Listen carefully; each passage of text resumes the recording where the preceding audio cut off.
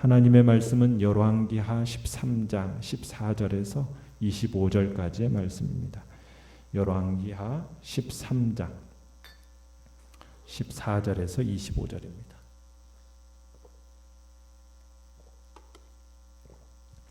열왕기하 13장 14절에서 25절 우리 한 목소리로 같이 읽겠습니다. 시작. 엘리사가 죽을 병이 들매 이스라엘 왕 요아스가 그에게로 내려와 자기의 얼굴에 눈물을 흘리며 이르되 내 아버지여 내 아버지여 이스라엘의 병거와 마병이여 하매 엘리사가 그에게 이르되 활과 화살들을 가져오소서 하는지라. 활과 화살들을 그에게 가져오매 또 이스라엘 왕에게 이르되 왕의 손으로 활을 잡으소서 하매 그가 손으로 잡으니 엘리사가 자기 손을 왕의 손 위에 얹고 이르되 동쪽 창을 여소서 하여 곧 열매 엘리사가 이르되 쏘소서 하는지라. 곧 쏘매 엘리사가 이르되 이는 여호와를 위한 구원의 화살 곧 아람에 대한 구원의 화살이니 왕이 아람 사람을 멸절하도록 아벡에서 치리이다 하니라. 또 이르되 화살들을 집으소서. 곧 집음에 엘리사가 또 이스라엘 왕에게 이르되 땅을 치소서 하는지라. 이에 3번 치고 그친지라. 하나님의 사람이 노하여 이르되 왕이 대6번을 칠 것이니이다. 그리하였더면 왕이 아람을 진멸하기까지 쳤으리이다. 그런즉 이제는 왕이 아람을 3번만 치리이다 하니라. 엘리사가 죽으니 그를 장사하였고 해가 바뀌매 모압 도적대들이 그 땅에 온지라. 마침 사람을 장사하는 자들이 그 도적대를 보고 그의 시체를 엘리사의 묘실에 들이던지매 시체가 엘리사의 뼈에 닿자 곧 회생하여 일어섰더라. 여호아스 왕 시대에 아람 왕 하사엘이 항상 이스라엘을 학대하였으나 여호와께서 아브라함과 이삭과 야곱과 더불어 세우신 언약 때문에 이스라엘에게 은혜를 베풀며 그들을 불쌍히 여기시며 돌보사 멸하기를 즐겨하지 아니하시고 이때까지 자기 앞에서 쫓아내지 아니하셨더라. 아람의 왕 하사엘이 죽고 그의 아들 베나닷이 대신하여 왕이 되매 여호아스의 아들 요아스가 하사엘의 아들 베나단의 손에서 성읍을 다시 빼앗으니 이 성읍들은 자기 붓진 여호아스가 전쟁 중에 빼앗겼던 것이라. 요아스가 베나닷을 3번 쳐서 무찌르고 이스라엘 성읍들을 회복하였더라. 아멘. 오늘 말씀의 제목은 3번에 그친 아쉬운 순종이라는 제목으로 말씀을 나눕니다. 북이스라엘 이 요아스가 통치하던 시대에 이제 엘리사가 병들어서 죽게 되었습니다. 그 소식을 듣고 요아스가 엘리사에게 문병을 왔습니다. 위대한 선지자 엘리사가 이제 병들어서 죽음을 눈앞에 두자 요아스 왕이 눈물을 흘리면서 이렇게 얘기를 하죠. 내 아버지여 내 아버지여 이스라엘의 병거와 마병이여. 이렇게 이제 슬피 울고 있습니다. 여기서 내 아버지라 하는 것은 이스라엘의 신앙적인 스승이 된다라는 의미이고요. 병거와 마병이라는 말은 이스라엘의 힘이라는 그런 뜻입니다. 이 말은 엘리사가 이제 엘리야를 떠나보내면서 외쳤던, 안타까워 외쳤던 말과 동일한 말입니다. 그러니까 엘리사 시대의 이스라엘 형편을 살펴보면 꼭 맞는 말이에요. 왜냐하면 이 기간 동안에 이스라엘의 국력은 날로 쇠퇴했거든요. 그리고 외국으로부터 자신을 방어할 만한 그 군사력을 가지고 있지를 않았습니다. 그런데다가 우리가 어제 봤지만 여호아스 시대에는 그 심각한 위기에 당면에 있었어요. 그때마다 엘리사가 기적적으로 나서서 기적적으로 나라를 구출해 줬었습니다. 그러니까 엘리사는 진정 이스라엘의 병거요 마병이었던 거죠. 특히 여호아스가 최근 아람에게 엄청난 피해를 봐가지고 매우 보잘것없는 그런 상황 속에서 병거와 마병의 역할을 바로 이 엘리사가 감당했던 겁니다. 그러면서 이제 요아스가 통곡을 한 거예요. 자, 그 모습을 보고 안타까워서였는지 엘리사가 왕에게 2가지 요청을 하고 있습니다. 내용관찰 문제 1번을 보시면 죽음을 앞둔 엘리사가 요아스 왕에게 요청한 것 두 가지는 무엇입니까? 첫 번째는 활과 화살을 구해오라는 겁니다. 자, 요아스가 활과 화살을 구해오니까 엘리사가 어떻게 합니까? 왕의 손 위에 자신의 손을 얹어서 안수를 합니다. 그리고는 엘리사가 이 요아스에게 뭘 주문을 하고 있습니까? 동쪽 창문을 열으라는 거예요. 그리고 화살을 창밖에 쏘라고 주문을 합니다. 자, 그렇게 왕이 화살을 쏘니까 엘리사가 뭐라고 이야기를 하냐면 방금 쏜 화살은 하나님께서 왕에게 아람을 이기게 하실 상징하는 화살이라는 겁니다. 그래서 구체적으로는 아벡에서 아람을 이길 거다라는 그런 의미라는 거예요. 그러더니 이제 두 번째로 또 무엇을 요청하고 있습니까? 화살을 집어들더니 땅을 칠하는 거였어요. 이것은 어떤 상징적인 행위냐면 아람을 쳐서 파할 것이라는 상징적인 행위였습니다. 자, 그런데 요아스는 자, 몇 번 치고 그쳤습니까? 3번만 치고 그쳤어요. 부분적으로 수행한 겁니다. 그러자 엘리사가 화를 내면서 말하죠. 뭐라고 얘기합니까? 5번 쳤더라면 아람군을 진멸할 때까지 첩을 쓸 수 있었을 텐데 왜 고작 3번이냐는 거예요. 앞으로 이스라엘은 아람을 3번밖에 이기지 못할 거라고 얘기를 합니다. 그러니까 아벡에서 아람을 쳐서 완전히 끝장낼 것이라던 이 엘리사의 예언이 왕이 이렇게 적극적이지 못한 행동 때문에 수정되고 만 겁니다. 그러니까 왕이 선지자의 말에 불순종한 건 아니에요. 그런데 적극적으로 선지자의 말에 순종하지는 못했던 거죠. 자, 내용과절 문제 2번을 보시면 하나님은 무엇 때문에 이스라엘을 향해 계속 은혜를 베푸십니까? 열왕기 기자는 23절에 가보면 이스라엘을 멸망해서 보호하는 단 한 가지 이유로 여호와의 은혜라고 이렇게 회고를 하는데요. 구체적으로는 무엇 때문이라고 얘기하고 있습니까? 하나님께서 아브라함과 이삭과 야곱과 맺으신 언약 때문에, 그래서 이스라엘을 이제까지 주님 앞에서 쫓아내지 않으셨다고 하는 겁니다. 우리는 지금까지 남왕국 유다가 멸망하지 않은 것은 하나님과 누구와의 언약을 생각해서라고 그랬죠? 다윗과의 언약을 생각하셔서 은혜를 베푸셨기 때문이라는 이런 관점의 얘기는 종종 등장을 했었어요. 그런데 북이스라엘이 멸망하지 않는 이유도 하나님의 은혜 때문인데 구체적으로 밝혀지는 것은 이곳이 처음이에요. 마치 사생아처럼 출발한 이 북이스라엘이 하나님은 유다를 버릴 수 없는 것처럼 이스라엘도 버릴 수가 없으셨다라는 거예요. 차이점은 뭡니까? 유다는 무슨 언약? 다윗 언약. 그죠? 남유다는 다윗 언약에 의해서 보호받았다라면 지금 북이스라엘은 누구와의 약속을 지키기 때문에 보호하고 계신다는 거예요? 선조들의 약속. 아브라함, 이삭, 야곱과의 그 약속. 하나님께서 왜 이렇게 이스라엘의 멸망을 이처럼 막으시는 거냐? 하나님께서는 그 약속을 기억하시고 오래 참으시는 하나님께서 이들에게 한 번 더 기회를 더 주시기 위해서라는 거죠. 그러니까 하나님은 어떤 하나님이십니까?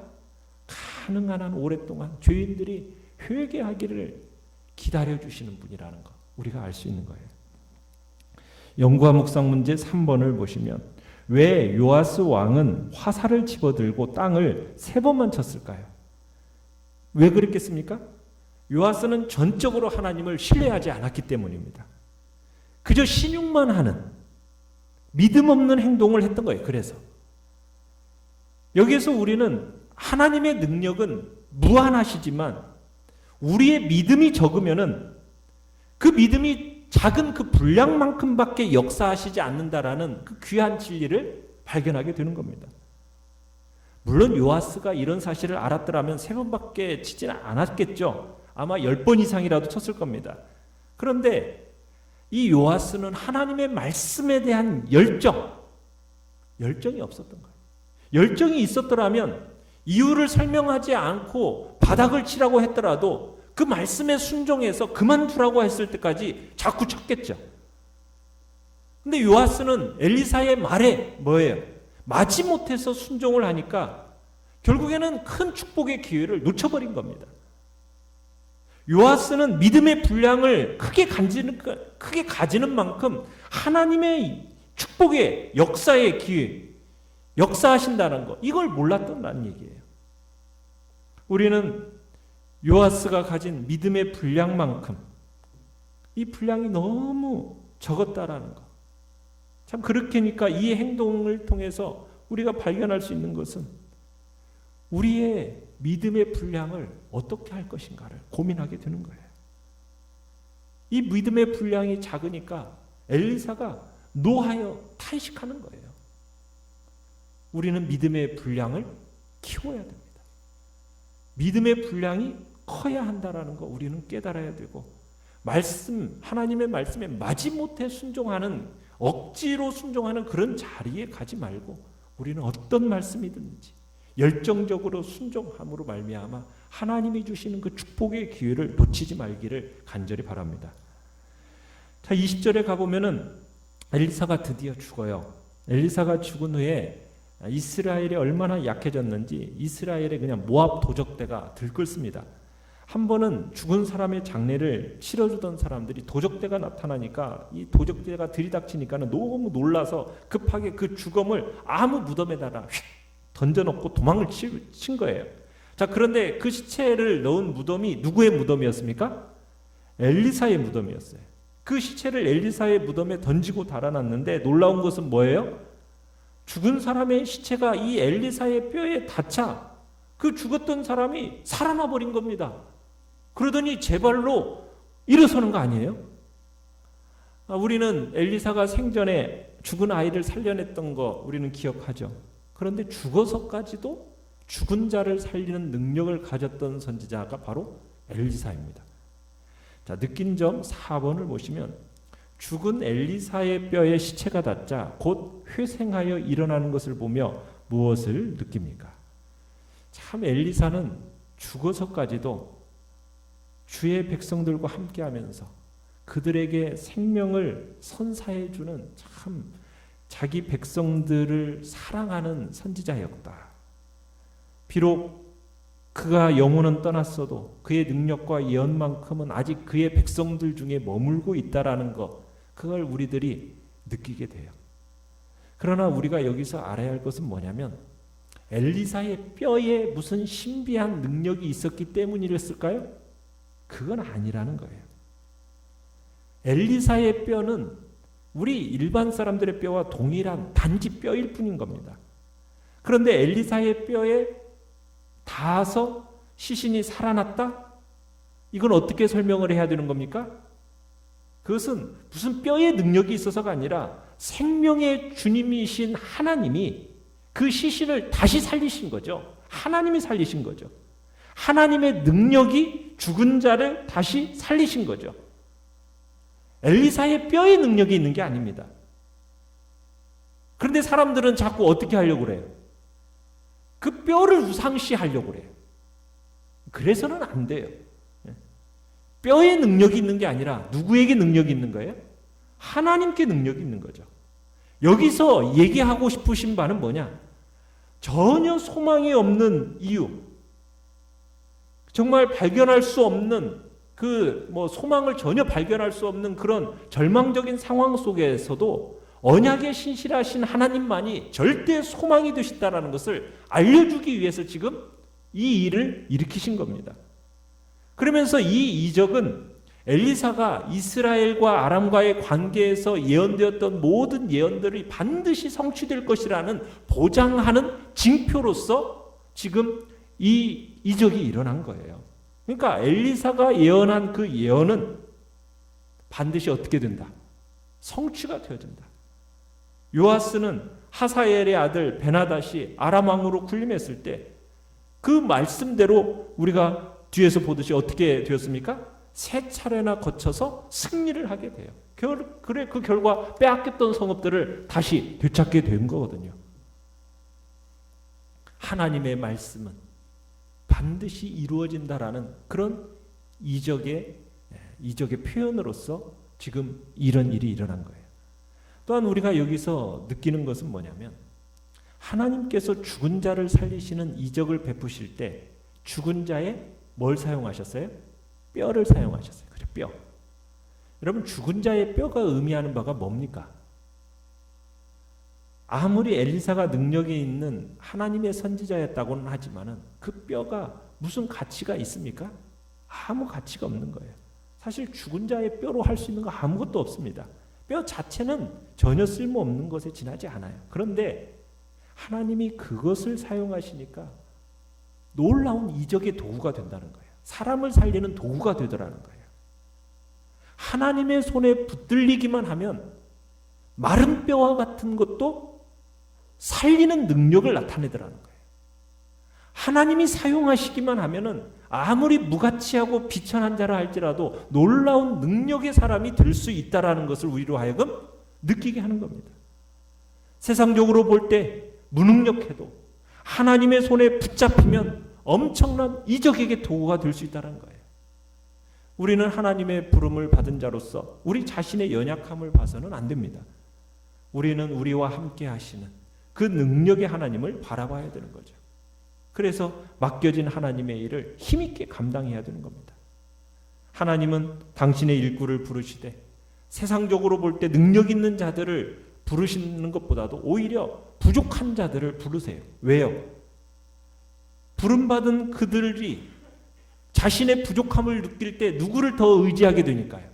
하나님의 능력을 더 의지하게 되고 교만한 마음을 먹지 못하도록 하기 위해서 하나님께서는 세상의 부족한 자들을 불러서 그들을 사용하시므로 말미암아 그들로 오직 당신만을 의지하며 겸손하게 일하게 하신다라는 거예요. 우리가 이 사실을 안다면 우리의 부족함으로 염려할 게 아니라 우리의 부족함으로 도리어 하나님의 놀라운 능력이 나타날 것, 크게 나타날 줄로 믿고 우리에게 주어진 사명을 성실하게 열심히 감당해야 할 것입니다. 주님 앞에서 참으로 우리가 하나님에 대한 신뢰와 믿음과 소망 우리가 꼭 붙들고 나아가야 하겠습니다. 결단과 적용 5번을 보시면 하나님께는 불가능한 것이 없음을 고백하며 절망적인 상황 속에서도 소망을 잃지 않도록 기도합시다. 두세 번 시도하다가 중단한 거룩한 도전이 있다면 하나님을 온전히 의지하며 승리를 얻기까지 계속 시도합시다. 아멘. 오늘의 기도 같이 읽겠습니다. 시작. 보이지 않는 것을 볼 수 있는 믿음의 눈을 주시고 오직 하나님께만 소망을 두고 살게 하소서. 아멘. 말씀을 생각하면서 기도하시고요. 연약한 우리의 지체들을 위해서 기도해 주시고 하나님께서 이 코로나 시대 속에서 긍휼과 자비를 베풀어 주시고 또 주님 안에서 분별력을 가지고 살아갈 수 있는 은혜를 달라고 주님의 수혜를 당한 이들 주님께서 긍휼히 여겨달라고 우리 주여 세 번 부르짖으면서 나아갑니다.